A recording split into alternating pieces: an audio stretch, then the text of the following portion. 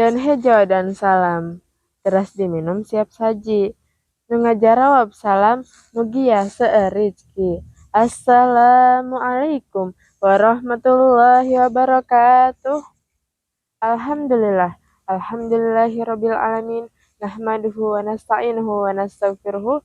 Wassalatu wassalamu ala sayyidina Muhammadin wa ala alihi wa sahbihi ajmain. Amma ba'du. Sahabat aksi yang dirahmati Allah. Di sini saya mau tanya jujur. Siapa yang HP-nya bunyi langsung dicek? Tapi kalau ada azan masih bilang sebentar deh, nanti deh. Dan anehnya dari kata sebentar itulah bisa lebih lama banget. Bahkan sampai 1 episode drama. Astagfirullah. Hadirin yang dirahmati Allah, pernah ada seseorang bertanya kepadaku. Dia berkata, kenapa umat Islam salat 5 kali? Apa enggak capek?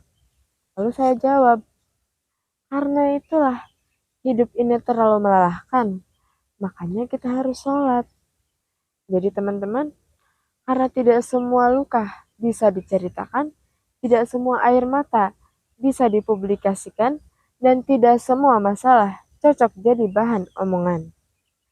Kadang-kadang ada masalah yang terlalu berat untuk kita, tapi terasa ringan diletakkan di sejadah. Di dalam Quran surat Al-Ankabut ayat 45 yang berbunyi, Bismillahirrahmanirrahim.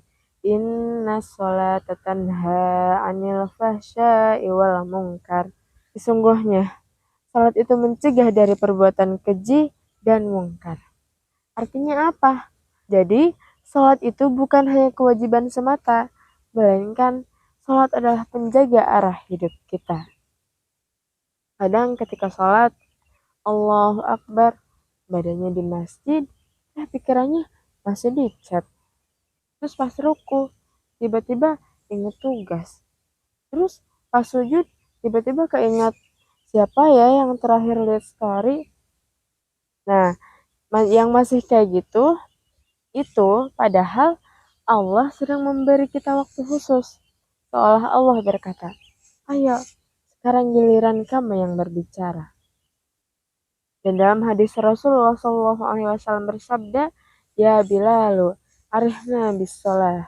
Wahai Bilal, tenangkan kami dengan sholat. Hadis riwayat Abu Daud.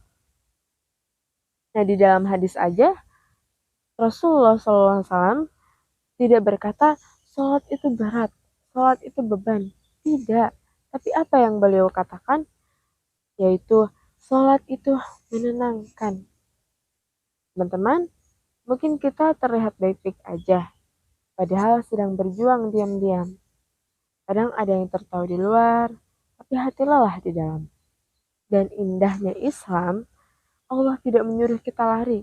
Allah tidak menyuruh kita sakit. Tapi apa yang Allah suruh? Sujudlah. Karena saat kepala kita paling rendah di hadapan Allah, disitulah derajat kita dinaikkan. Masya Allah. Jadi teman-teman, serumit apapun jalan hidup, kalau tahu arah kiblat untuk bersujud, maka yakinlah Allah pasti akan memberi petunjuk. Teman-teman, kalau hati kita terasa kosong, hati kita terasa berat, cek sholatnya. Kalau hati terasa hampa, cek sholatnya. Kalau dunia terasa berat, itu tandanya kita udah lama tidak benar-benar sujud dengan hati. Astagfirullah. Teman-teman, aku ingin kalian ikutin apa yang saya ucapkan. Saya bilang, saat hati terasa berat, aku kembali sholat. Saat hati terasa berat, aku kembali sholat. Saat hati mulai lelah, aku kembali sholat. Saat dunia terasa sempit, aku kembali sholat. Kenapa harus sholat? Karena sholat itu buat kita. Sholat adalah rumah, tempat pulang, dan tempat kita paling aman.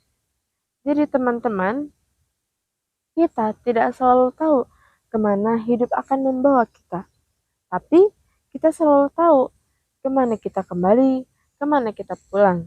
bukan ke layar, bukan ke keramaian, bukan juga ke pelarian. Tapi kemana? Ke sajadah kita. Jadi, sebagai seorang muslim, sholat itu bukan kewajiban yang membebani, melainkan tempat pulang yang paling menenangkan. Dan mulai hari ini, mari kita ubah satu hal kecil aja. Kalau ada azan terdengar, kita tidak lagi bilang sebentar, nanti. Tapi mulai hari ini kita jawab, ya Allah, aku datang. Dan bukan karena dipaksa, bukan karena takut dimarahi, tapi kita sadar kalau kita butuh Allah lebih dari apapun. Ke warung beli cikur, mulangna kamang tatan. Sakitu nu dipihatur, hapunten bilih aya kalepatan. Emam kurma jeung kismis, ulah hilap dahar kupat. Sakitu wae ti abdi nu gelis, mugia janten amal ibadah. Amin ya robbal alamin. Akhirul kalam, wassalamualaikum warahmatullahi wabarakatuh.